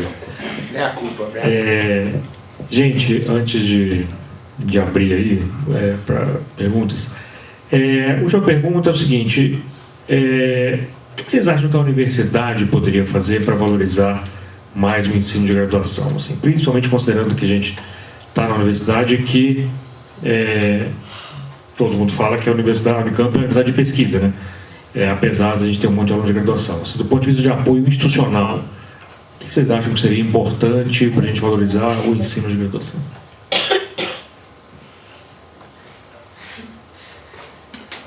Eu já combinei as perguntas antes. Vou ter que passar para o Johnny agora. Eu acho que a primeira coisa é a gente levar a sério nossas regras. Quando eu fui contratado aqui, eu fui contratado para dar aula e eu ganho um adicional para fazer pesquisa. Eu não sei se essa lei mudou. Se eu fui contratado para dar aula e ganhava um adicional para fazer pesquisa, que era o meu salário composto de... inclusive, se eu quisesse só dar aula, eu poderia trabalhar... RDIDP é para você fazer pesquisa. RDIDP. Então, eu recebo RDIDP para fazer pesquisa. Eu sou contratado como professor. Tem que levar a sério. Agora, alguns níveis da universidade levam a sério. O professor Henrique não conhece, o professor Lúcio conhece, o professor Samuel conhece, o Márcio possivelmente. Nós tivemos um professor que teve uma péssima avaliação feita pelos alunos da graduação. E ele foi chamado lá, a comissão, a CC, enfim, lá, aquela comissão que avalia o nosso trabalho docente e disseram, você tem 1 ano para aprender a falar português. E não pode falar baixo. Nesse 1 ano, ele fez concurso para professor titular. Então... ele falou assim, se você em 1 ano você não aprender, você vai passar para tempo parcial. E ele fez concurso para titular, passou, então ele era pesquisa, né? E ele foi considerado professor titular. E só que a comissão falou assim, só que não está garantido nada não. Você ainda tem 1 ano, porque se você não aprender português, nós passamos vocês para 1/3. E ele resolveu ir embora. Voltou para outro país. Tivemos um professor cuja avaliação foi muito negativa e o departamento, o Samuel não estava aqui, mas eu acho que o Dulce já estava. O departamento colocou a professora Cristina Bezerra, mais alguém e eu, para observar as aulas dele, porque os alunos da economia estavam achando muito ruim que ele não dava aula. Ele conversava sobre tudo, sobre política, e ele não dava aula. E os alunos estavam reclamando porque, ao mesmo tempo, os professores lá exigiam aula. Exigiam conhecimento matemático, como o Carvalho, que não era... né, o Carvalho era duro, não era? Eu não vou dizer que ele era chato, porque ele é meu amigo, mas ele era duro. E aí, quando ele achava ruim, ele vinha e reclamava pelos corredores. Então, eu acho que a gente levar em conta algumas regras que nós já temos, mas a gente é mole. A gente é mole. A avaliação que os alunos fazem tem que ser considerada. Tem que ser considerada. E agora, talvez eu devesse dizer, Ricardo, que a gente tem que achar mais recompensas. Eu acho que não. É que eu sou tonto. Porque eu imagino uma universidade em que o cara quer ser um bom docente e quer que os alunos aprendam. Não faz esse não para mim, que eu já, viu, a minha... Pois é. Não, eu concordo com você, mas não é todo mundo. Mas não é todo mundo que pensa assim. E quando a gente vai contratar, a gente faz um monte de blá, e na aula, na prova didática, a gente vê quanto conteúdo ele deu no quadro. Então, não tem aprendizagem na nossa prova didática, só tem a transmissão. Na Unicamp comemoram o dia do funcionário público, mas não comemoram o dia do professor. Percebeu isso? Nossa. Eu queria dizer o seguinte, eu acho que boa parte dessas coisas, eu não sou muito otimista. Eu acho que a gente tem um arcabouço, digamos, legal, que permite as coisas ser diferentes, mas a gente tem uma questão que é cultural, que é muito mais profunda. A gente não muda de fato essas coisas, a gente percebe pequenas mudanças vão acontecendo. Mesmo no Instituto de Física, que era paradigma de ódio ao aluno, no Instituto de Física os professores falavam com todas as palavras.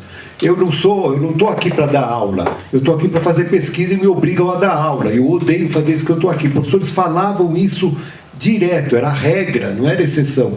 Está virando, as coisas devagarzinho estão mudando, a gente tem um arcabouço para isso. O que eu acho que talvez pudesse mudar, mas pensando mais do que tudo no futuro, é isso, é da gente passar a ter um estágio probatório de verdade, que tivesse obrigação de ter um acompanhamento do professor em sala de aula, ou seja, alguém que vai ter gente que vai assistir a aula da pessoa para fazer parecer, tá certo? Os casos mais como é que eu diria, cascadura que a gente tem aqui no departamento de matemática em relação ao ensino, são casos que apareceram no estágio probatório, tá? Gente que a gente sabia que ia ser rolo, sabia que ia ser pepino, e não teve alguma coisa institucional que permitisse as pessoas, ninguém quer dar cara a bater, ninguém quer dizer, olha, recomendo a não aprovação da pessoa. Quase ninguém escreve esse tipo de coisa. A gente precisa ter alguma coisa mais institucional, que vá um grupo de pessoas, que assine como um coletivo, tá certo? Que dê recomendações contundentes nos poucos casos em que são os pouquíssimos casos que as recomendações têm de fato ser contundentes. Esses poucos casos eles têm um efeito multiplicador muito grande, tá? A Unicamp, em termos de densidade de universidade de pesquisa, mudou quando instituíram o relatório trienal de atividades e deram dentes, tá? Pouquíssima gente foi reprovada nesse relatório, mas todo mundo tem ciência que você pode ter problema. Você tem que ter um patamar mínimo, senão você pode ter problema. Mudou a Unicamp, eu não estou dizendo que a Unicamp é melhor, mas com certeza a Unicamp é a universidade mais densa em termos de pesquisa do que a USP. Densidade, não estou falando de quantidade nem de qualidade.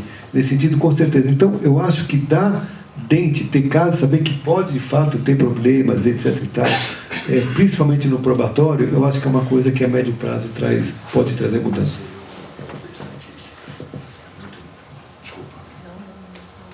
Quer comentar? Gente, vou abrir para perguntas, comentários. Henrique. Eu concordo com a ideia de que a gente tem um fetiche pela nota. A nota é uma projeção do espaço de dimensão infinita no espaço de dimensão 1. Então o núcleo é muito maior do que a imagem. Ela perde muito mais informação do que ela registra. E de fato, a gente gasta uma energia desproporcional no pouco tempo de planejamento, de discussão de como é que a gente vai fazer as coisas melhor. Muitas vezes discutindo aspectos que culminam em uma melhoria marginal em como que a gente vai atribuir a nota, como que a gente vai fazer isso que a gente chama de avaliação. Talvez, e aí a pergunta para vocês, né? Eu peguei alguns elementos que vocês falaram, certamente engajar projetos, por exemplo, que envolvem estratégias que envolvem um grau maior de customização da experiência do aluno. Por definição, eles não são aplicáveis em grande escala. Então, me parece que a gente tem meio que dois horizontes. A gente tem nas disciplinas do básico, em que as turmas são grandes, um conjunto de estratégias a ser mobilizado. E nas disciplinas profissionais, em que as turmas têm um tamanho correto, que dá para saber o nome de todo mundo, a turma de 140 é difícil mesmo. Sem criatividade, sem inventar nome é difícil mesmo. Mas numa turma com 25, 30, dos anos finais da graduação, é absolutamente possível ter uma experiência customizada, orientada para projetos, né? Então, eu pergunto que estratégias que a gente tem no atacado, que funcionariam nos anos iniciais. Dar um projeto para cada um de 145 alunos, pressupõe que eu depois vou ter que me engajar. Antes eu tenho que me produzir 145 temas, e depois, né, ou de que for. Né? Mas talvez essa tarefa não seja só nossa, a gente está aqui se flagelando. Talvez tenha uma tarefa nossa que a gente pode coordenar, mas que envolve acionar as outras coordenações de graduação dos cursos para os quais a gente presta serviço. Me parece uma tarefa da engenharia de alimentos que é quem nos pede para ensinar cálculo 1, cálculo 2, propor problemas atinentes à engenharia de alimentos em que esses assuntos sejam relevantes. E aí a distribuição da prova, né, Marcelo, de não sei quantos % padronizado e não sei quanto ser customizado, faria bastante sentido que a parte customizada fosse populada por um banco de questões fornecidos pelas coordenações de graduação, que são nossos clientes nesse relacionamento. Né? Isso é um papel, uma coisa que eu acho que a gente pode fazer, por exemplo, convocar essas coordenações a alimentar um banco de questões que a gente padroniza e tal, alimenta aqui. E às vezes não só questões, mas também exemplos para serem dados em sala de aula, né? Popular com atividades ou exercícios, né?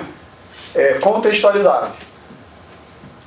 Isso daí, só um instantinho.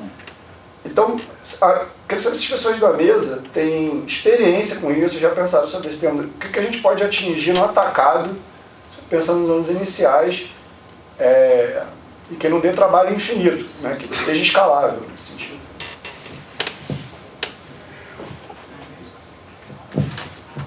Não, eu estou tentando lembrar que quando eu fiz o cálculo 1 aqui, tinha projeto em cálculo 1. Fazia projeto. Tinha que, eu lembro porque eu tive que tirar foto de uma lixeira, uma superfície, tinha que fazer no matemática, e era uma turma, era uma turma grande. 99. Margarida, Sandra. Margarida, o Rodney. Como é que corrigia? Olha, não sei como corrigir. Isso foi acabado. Eu não sei como corrigir. E a gente tinha laboratório com matemática toda semana. Era até ali na física, a gente ia fazer toda semana no laboratório e no final tinha que entregar, tinha projetos de cálculo 1, de cálculo 2. Como que o pessoal corrigia, eu já não sei. Mas é complicado. Só para complementar, a gente conseguiu um número maior de monitores. E os monitores faziam a correção desses trabalhos. Deu muito trabalho, sim, mas o resultado foi excelente. O único curso que não adotou esse ensino foi o bacharelado em matemática, que preferiu continuar usando o livro de cálculo do Spivak. Mas todos os outros cursos quiseram que repetisse. Então isso aconteceu diversas vezes. Não sei se Samuel estava aqui, mas o Lúcio estava. Eu, nesses últimos 20 anos, tenho continuado com isso. Eu lembro até hoje que tinha que fazer o projeto. Dava muito trabalho. Mas estou sozinho aqui, porque depois que os cursos vieram assim, coordenados, eles normalizaram tudo, mas eles tiraram... Eu queria só acrescentar esse ponto que o Johnny falou, ele é crucial. A gente conta muito pouco com os pós-graduandos. A gente, uma visão minha, eu acho que eu não veria problema nenhum do IMEC fazer um planejamento que em 20 anos, em 10 anos, vai ter 20% a menos de docentes, mas vai ter pencas de bolsa para os nossos pós-graduandos, que a gente vai ter, todo doutorando que vem aqui, a gente dobra a bolsa dele. A gente vai atrair os melhores alunos que existem no Brasil se a gente dobrar a bolsa, mas eles vão estar os 4 anos envolvidos em atividades diversas relacionadas à graduação, e nós vamos formá-los nesse sentido. Tá certo? Sim, todas essas coisas que estão falando demanda muita mão de obra. Demanda muito mão de obra. Não faz sentido a gente ter 200 pesquisadores aqui no IMEC. Mas a gente pode ter 100 pós-graduandos recebendo uma bolsa que resolve todos os problemas financeiros deles, tá certo? Que você diz, você vem para cá ou vem para o INPE? Vai para o INPE ou vem para cá? Eu vou para cá, por quê? Porque aqui eu vou ganhar o dobro. Ponto. Tá certo? E vou ter que dedicar 5, 6 horas por semana para esse tipo de coisa. Os bons alunos conseguem. São esses que a gente quer. E precisa ter essa mão de obra, a gente precisa saber contar com essa mão de obra e parar de olhar só que... qualquer dessas soluções que estão se falando mais sofisticadas, qualquer dessas soluções, elas demandam alguma coisa mais artesanal. Sim, tá certo? Linha de produção funciona. Qualquer dessas, ela funciona, mas ela funciona, mas ela tem limitações. Ela funciona, ela tem limitações, tá certo? Você quer ultrapassar um pouco disso, você precisa botar mais recursos, o recurso que a gente tem disponível seria a pós-graduação. Vira ordem unida, fica um cheiro de caserna. Mais perguntas, comentários? Henrique, eu não sou só mediador aqui, mas essa ideia é boa e essa ideia, pelo menos vários coordenadores de graduação da matemática já tentaram fazer. Eu fui coordenador há uns anos atrás, conversamos, cálculo 1, a gente ofereceu 10% da nota, para que alguém de uma certa engenharia mandasse as questões. Olha, eu quero uma questão aplicada, assim. Bom, ontem não tinha chegado no meu e-mail. O Diego fez a mesma coisa dessa vez. Os livros de cálculo estão cheios dessas questões. O pessoal daqui tem pulado essas questões. Mas mesmo quando a gente pede auxílio, não tem chegado. Viu? A minha impressão, o Johnny falou que ele é coordenador da comissão de ensino da SBMAC, sou coordenador da comissão de ensino de graduação da SBM. A gente chega à conclusão que é o seguinte: a engenharia descobriu que no primeiro semestre de engenharia tem 10 créditos que são da matemática. A matemática faz o que quiser. Minha impressão é que as coordenações de curso de engenharia não estão nem aí para o que a gente ensina, desde que a gente não use mais que as 10 horas que eles dão para a gente. 6 de cálculo e 4 de GA, algerim, qualquer coisa. É mais ou menos isso. Isso é bom, no meu entender, isso é bom, porque significa que só está na nossa mão mudar a forma como é ensinado, como é cobrado e tudo mais. Ninguém vai ligar se a gente começar a ensinar projeto e pular frações espaciais. Né? Os próprios estão cheios de projetos que a gente não usa. Ouvindo você falar, eu estou com vontade de pegar a coordenação no ano que vem. Se a reforma não contempla, o jeito é a revolução, não é assim? Em vez de perguntar para os coordenadores ou para os professores, pergunta para os alunos, valendo 2 pontos aqui na média da disciplina, tragam bons problemas da sua área.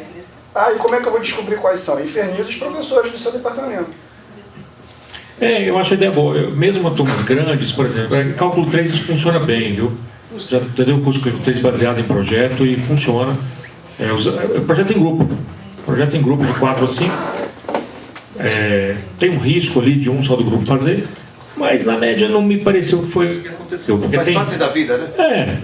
Trabalho em equipe faz parte da vida. E em geral tem o cara que sabe LaTeX, o cara que sabe um pouco de MATLAB, o outro sabe fazer uma figurinha, sabe? E deu certo, viu? Acho que a gente acaba não fazendo por um pouco de preguiça mesmo, viu? Porque isso dá muito trabalho. Então, eu acho, Ricardo, que enquanto coordenadora de graduação, os próprios coordenadores dos outros cursos, eles pediam, por exemplo, para aumentar a motivação dos alunos, que fosse algo mais direcionado. Então, assim, se eu estou falando de engenharia mecânica, que tivesse pelo menos alguns exemplos mais voltados para o curso deles, né? A gente sabe geologia. Então, mas aí foi colocado isso como impedimento, porque como tem essa coisa do coordenado, o coordenado aí é igual para todo mundo, né? Não tem definição nenhuma que o coordenado tem que ser igual para todo mundo. Não tem definição. Não tem definição, não. Eu já coordenei disciplina de cálculo, eu coloquei isso aqui, olha, a gente tem 4 questões coordenadas, eu tenho uma 5ª questão, todo mundo, a 5ª questão é livre. Tá certo? Se ninguém quiser propor, eu estou propondo uma aqui. Agora, se você quiser fazer diferente, faça diferente. E outra, por que o cara não pode responder a pergunta da outra coisa? Eu vou estudar, o aluno da economia vai responder a pergunta que é contextualizada na geologia, qual o problema? Não, pois é. Né? Você não eu sabe. acho que é isso, como que você vai ver? Qual que é o problema? Eu acho que também os alunos têm que ter essa visão que vão ter vários assuntos que cabem isso. Os próprios livros de cálculo têm problemas assim. É que os professores daqui não usam, eles pulam e dão só os exercícios de matemática pura. Eu acho também o seguinte, por exemplo, tem um projeto, tem uma parte prática, toma um tempo, que nem como que vai corrigir, como que tem que se pensar nisso. E enquanto não for valorizado mesmo e às vezes a gente nem não sei de onde viria isso, mas às vezes é aquele sentimento que você está fazendo, tem que fazer meio que extra, porque tem as outras coisas que tem um peso maior na progressão de carreira e tudo mais. A gente sabe que tem. Então, toda essa outra parte do ensino, ela fica, assim, faz quem está mais empolgado, quem fica aquela coisa assim, não é visto como tem que ser feito. Eu acho que tem essa cultura também, que enquanto ela tiver dessa forma, fica, e não tiver, então, a mão de obra, um monitorio, enfim, não vai seguir, ela não segue. Se a pessoa tentar inovar, ela é estigmatizada, é atacada. Tem que ter um apoio, tem que ter um apoio. Vai, Johnny, vai, Johnny. Eu vou dar um pequeno palpite aqui, porque o que a gente está dizendo, inclusive com os exercícios do livro para engenharia, é uma coisa que eu faço, mas na verdade o que nós estamos querendo é que o ensino de cálculo de equações diferenciais, de álgebra linear, não seja multidisciplinar, polidisciplinar. Agora a moda é falar que é transdisciplinar. Eu sinceramente acho que eu sou convictamente antidisciplinar. Então, eu não quero barreira, que isso é biologia, isso é odontologia, eu trabalho com tudo isso, eu estou orientando, e os meus alunos do doutorado trazem problemas para mim, trazem problemas. Então, tem uma aluna que está em Portugal fazendo sanduíche, que está estudando dopamina e mal de Parkinson. Tem o rapaz lá em Irecê, e é professor lá na Federal, ele trabalha com mal de Chagas. Duas pessoas, um em Pernambuco e em Minas, estão trabalhando com poluição de corpos aquáticos. Por quê? Porque moram em cidades, por coincidência, do lado do Rio São Francisco. Um aqui e outro longe, rio abaixo. Agora, quando eu der aula na economia, Então, ó, cuida, eu quero ver o que o Marcelo Filho vai saber. Eu perguntei, primeiro, eu fui dar aula lá e eu queria saber o que vocês querem que eu ensine. Depois a mesma situação apareceu quando eu era diretor, que eu telefonei lá, não, aqui é o diretor de MEC, e eu quero saber de você, que é coordenador da graduação, quais são os assuntos de cálculo que vocês querem que ensine nas disciplinas que eram I16, 216, 316, 416. Ele falou, não, põe os nossos alunos para ter aula junto com os alunos da engenharia elétrica. Aí eu falei, então tá. Porque quando eu dei aula lá, eu fui lá e falei com os meus amigos, e eles não queriam, eles tinham tido, eu não sei se nós não estavam aqui ainda, mas eles tinham tido 5 professores diferentes de matemática. Aí a coordenadora, acho que era a Cristina, falou, Johnny, você vai ter que ir lá resolver isso aqui. Aí eu fiquei, quem ganhou o prêmio Nobel? Aí foi eu esqueci o nome dele. Ah, meu Deus do céu, esqueci o nome dele. E era a resolução... Godofredo. Não, Godofredo. E a minha memória está fraca. Enfim, assim, esse aqui é a resolução do sistema de equações diferenciais parciais. Vocês querem saber por que funciona? Queremos, então vamos lá. E aí tudo que eu fazia, eu trazia, o nome está aqui, eu vou lembrar já. E na farmácia fiz a mesma coisa. Agora, a resposta da farmácia foi muito boa. Eles precisam aprender da engenharia de alimentos também. Engenharia de alimentos fez com que no curso de cálculo 2 eu desse regressão, ajuste de curva por quadrados mínimos. Então eu precisei dar isso aqui para poder resolver o problema que as alunas traziam de lá. Mas eu acho que pegar os problemas fora, construir um modelo e resolver, e vamos falar a verdade, tem coisa que a gente exige. Como que? Eu escutei isso aqui, a professora não está mais aqui, mas falou assim, eu não admito que o aluno de doutorado passe na qualificação se ele não sabe a fórmula da interpolação spline cúbica. E o aluno respondeu, não, isso é ΔX à quarta local e ΔX ao cubo global. Está lá no livro do não sei o que, no final do capítulo 8. E ele sabia onde estava, mas não decorou a fórmula. Não é possível que ele não saiba. Gente, a gente aprendeu o que é silepse. Alguém lembra o que é silepse? Alguém já precisou de silepse na vida real? Eu nunca aprendi isso. Nunca aprendi isso, sem certeza. Aprendeu. Você passou no vestibular. Aquele negócio que coça nas costas? Assim? Não. Silepse é quando você concorda o predicado com a ideia do sujeito e não com o sujeito. É o jeito caipira falar, o pessoal chegaram. Mas você nunca precisou disso. Então tem um monte de coisa que a gente ensina em cálculo geometria analítica que o cara nunca vai precisar. É aquela coisa de ser... Só o Henrique que fez a Olimpíada de Língua Portuguesa e que ia saber isso aí. De Linguística. A Betina sabe? A Betina sabe o que é silepse, não? Não, ela nasceu de mim, eu não sei. Não tem como ela saber isso, né? Não foi com o gene, não. Mas o Benilton sabe. O Benilton sabe. Sabe o que é silepse? Não. Ela já fez que não. Mas o povo da minha terra faz os silepses aí. O pessoal fazem. O pessoal faz ideia. Gente, mais alguma coisa? Perguntas, comentários? Deixa eu fazer uma pergunta. Vai, Tati. Bom, aqui a gente está falando de excelência, né, no ensino de graduação. Aí o Filho comentou, por exemplo, tem muita gente que entra aqui dizendo eu adoro fazer pesquisa e sou obrigado a dar aula. Na física era regra, né? Mas eu sei de gente que assim, eu adoro dar aula porque estou sendo obrigada também a fazer pesquisa. Para ganhar dinheiro. E muitas vezes, não vai ganhar dinheiro, né, Johnny? É sobrevivência. Mas é assim, é porque é isso. Então assim, e já tem institutos aqui que hoje em dia estão olhando carreiras, né?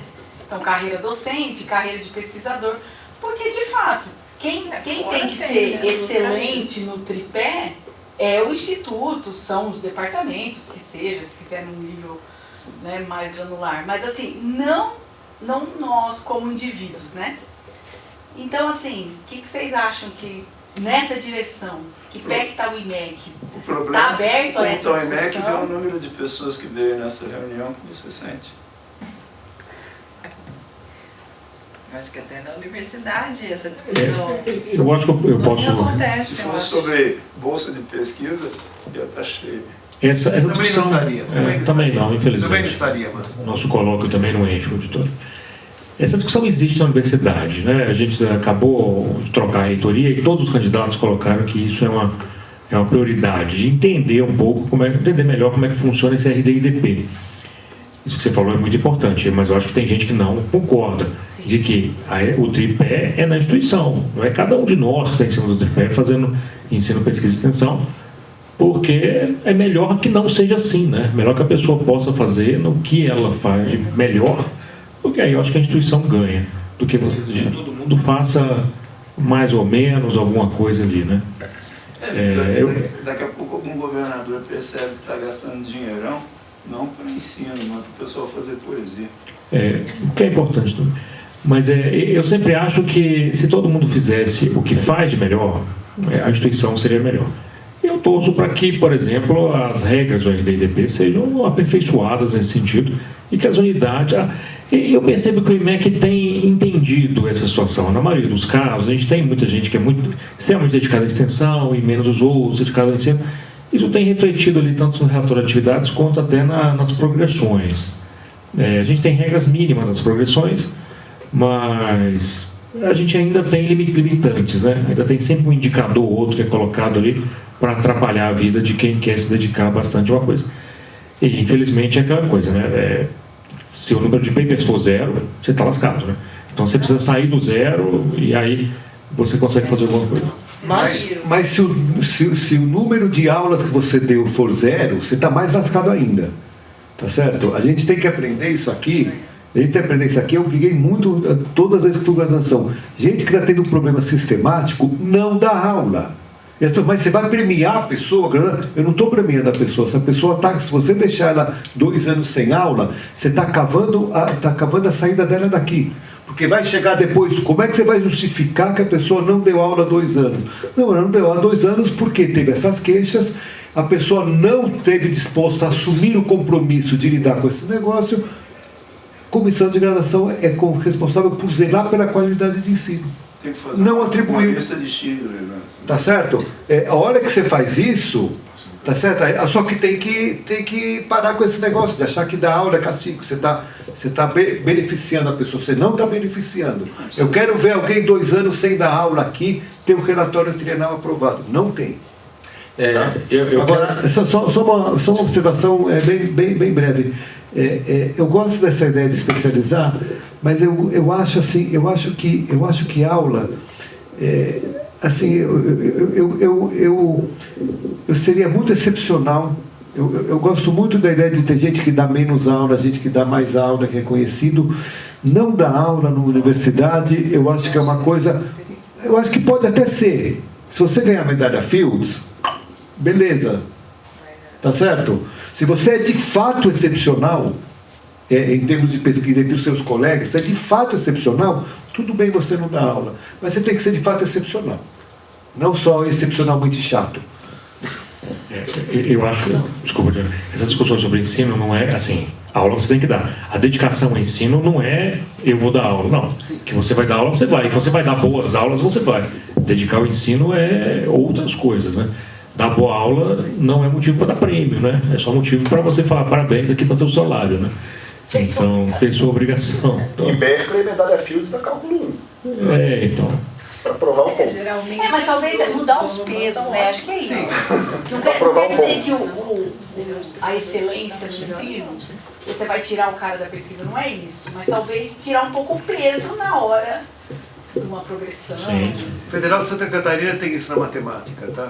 Você tem 3 níveis de carga didática que você pode assumir, que é correspondente a 3 níveis de demanda que você vai ter em termos de produção de pesquisa. Tá certo? E quem que opta é o professor que opta. E seria legal em momentos distintos da vida você pode mudar, né? Sim, o cara muda a cada tanto tempo, exatamente. Não é uma coisa fixa, você pode mudar a hora que você quiser. Entra numa caixinha que você está... Agora, a matemática da Federal de Santa Catarina. Eu quero dar um testemunho. que no IMEC isso é feito. No IMEC, de algum modo, nós estamos conseguindo. Por exemplo, vou dar um exemplo citando o meu nome. No meu concurso para livre docente, a minha nota final foi 0,1 acima da nota do Wilson. É impossível eu tirar nota maior que a do Wilson. Só pode ter sido por causa da minha aula. Só pode ter sido por causa da minha aula. Porque eu preparei, essa aula não vem do nada, vem desse programa que está aqui, eu estou supondo que vocês sabem isso e que não sabem isso, e aí eu dei a minha aula. Da simplicidade do modo de graduação sobre exponencial. Mas eu não tenho conhecimento para tirar nota maior que do Wilson. Não tenho. Wilson Castro Ferreira Júnior. O Henrique, outro exemplo legal desse é bem comum que Nobel de Química e Nobel de Física, o cara receba um telefonema do marketing numa aula de auditório, dessas dando aula para 200 alunos ali, de uma física básica, química básica e qualquer coisa assim. E em grande parte ele até reclama de estar sendo interrompido a aula ali. Pô, ganhei o Nobel, mas deixa eu pra lá, deixa eu terminar minha aula aqui, né? Gente, vou encerrar aqui pelo horário, mas queria agradecer bastante Johnny, Samara, Marcelo. Enfim, acho que é muito bom ouvi-los falar. E fica aí reclamações, lições de casa e caminhada longa para tentar mudar a qualidade do ensino na instituição. Então, obrigado novamente a todos. Eu queria só agradecer o Ricardo, agradecer o convite, agradecer o empenho que ele está tendo em organizar todo, como é que chama? Esse repositório de metodologias para ensino, tá bom? Com o apoio do diretor. Com o apoio do diretor, né? Com o apoio do diretor, o ensino está caminhando. É muito bom. Muito obrigado, Ricardo. O diretor me apoia bastante.